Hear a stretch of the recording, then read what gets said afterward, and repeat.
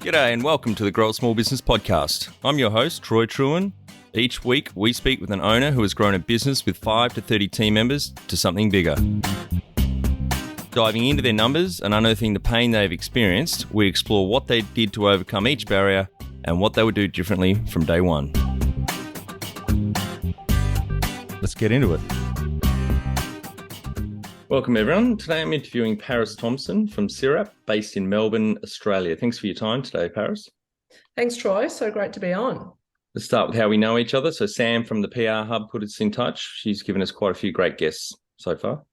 Thank you for having me, and I'm so humbled to be having a chat with you today. Tell our audience a bit about your business, what it does and how it makes money.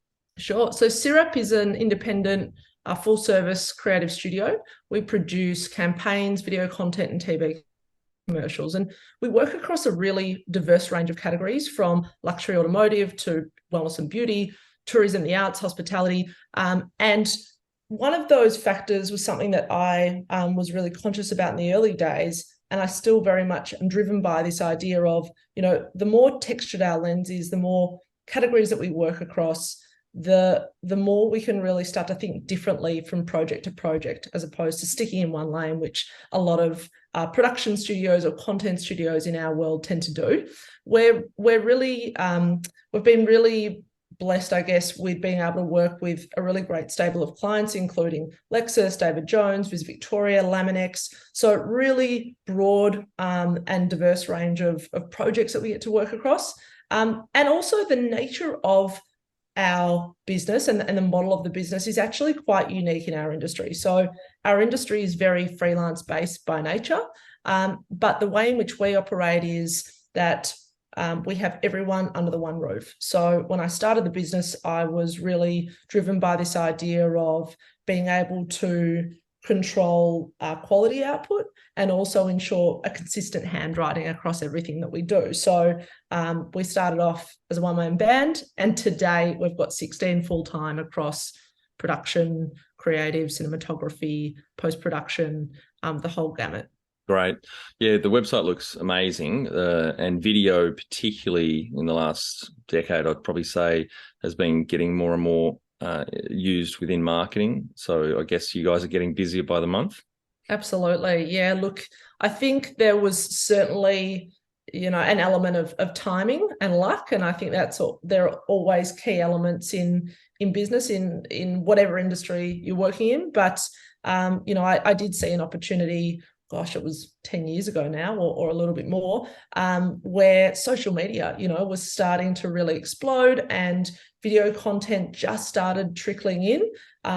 And I say trickling in, I mean, video content was really starting to get noticed more and more in the context of social media, and particularly in advertising in that space. So, I trusted my gut that, like a lot of trends, Australia often takes a few years to really cotton on. And yeah, there was certainly a really lucky timing piece around being able to, I guess, forecast what might evolve in terms of video content from then, really. How did you start out? Do you want the long version or the short version? The long version. Sure. So, look, I went straight from school to uni, and I really had no idea what I wanted to be doing. And I got into this course at RMIT in Melbourne. It was a communications degree, a bit of a hybrid degree for professional communication. And through that, I really fell in love with film and TV subjects and experimental video subjects. But I was in this conundrum of not really knowing what direction to take. And I soon figured, look, if I don't know what I want to do, if I just throw myself into any and every opportunity, I'll soon figure out by process of elimination pretty quickly what I don't want to do. So one thing led to another. I fell in love with video content and this idea of marrying creativity and commerce. And, it was around that time too, I was also working at Network 10 as a production and studio assistant. And for a while... Right, just for the audience, yeah. Pardon me? Sorry, I'm just for the audience, international audience, that's a big TV network here in Australia. Yeah, big TV network here. And at the time I was thinking, look, maybe this is a pathway for me. Maybe I could see myself in a big, TV network, maybe even overseas in production. As time went on, I really started to understand how formatted and formulaic a lot of the segments are, and I guess the stories are within that kind of framework. And I soon figured out that it really wasn't for me. I wanted to be able to flex more creative muscle.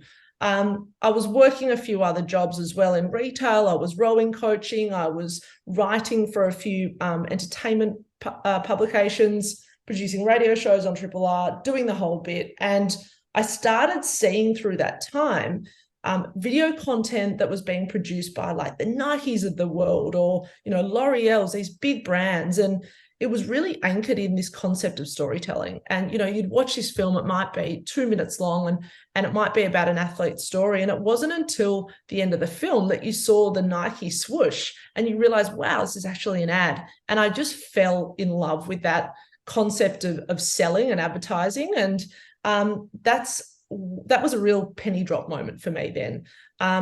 So as I mentioned before, I really trusted my gut that, like a lot of trends and the way in which we tend to work down here in Australia, we can be slow to pick things up. And I figured, look, this is likely going to be the future of advertising. And with that thought, I thought, right, well, I'm going to really focus my energy now into videography. I started shooting fashion events, friends who were launching brands and projects. I would shoot whatever I could for them, music festivals, fashion festivals. And I was living at home still. I was quite young. No overheads, perfect timing. Yep. To have a crack. And I bought my first camera out of my savings, and I started getting my hands dirty. And from there on in, that was kind of the start of the end, really. I got to a point where I started, really hustling. And I think that there's a lot to be said for just the grunt work and picking up the phone. I'm a big believer in phone calls over pushing emails around. And I started picking up the phone as like a 21-year-old saying, hey, you don't know me, so-and-so marketing director of this brand that I want to work for, but have you considered integrating video content into your marketing strategy? And back then, it was 10 or 12 years ago now, I was met with a lot of hesitation. Yeah, we think, we need to do it. We want to do it. We don't know how. It's too expensive.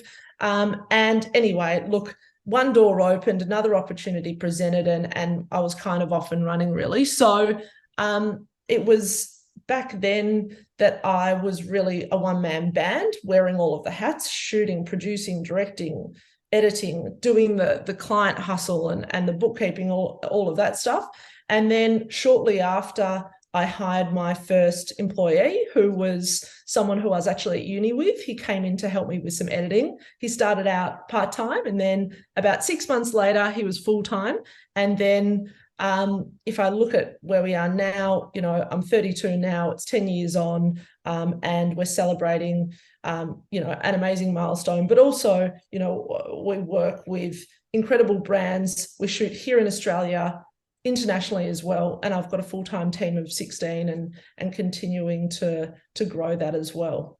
That's amazing, Paris. Congratulations, and all that hustling at the start 10 years ago. That's a wonderful journey and terrific growth, up to 16 team members, working with some amazing brands and a really interesting creative space too. Thank you. Yeah, it's been quite the textured journey, but I've learned a lot along the way.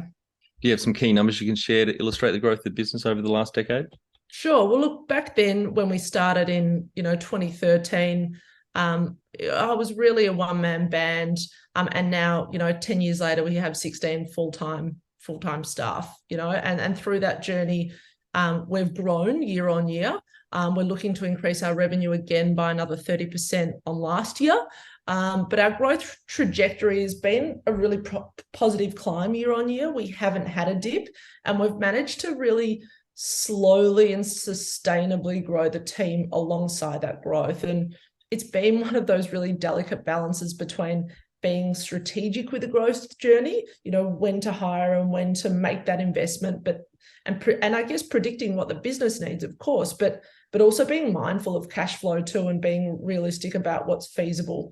I haven't wanted to bring in other investment and other capital. So it's something that, was certainly front of mind for me in terms of finding that balance.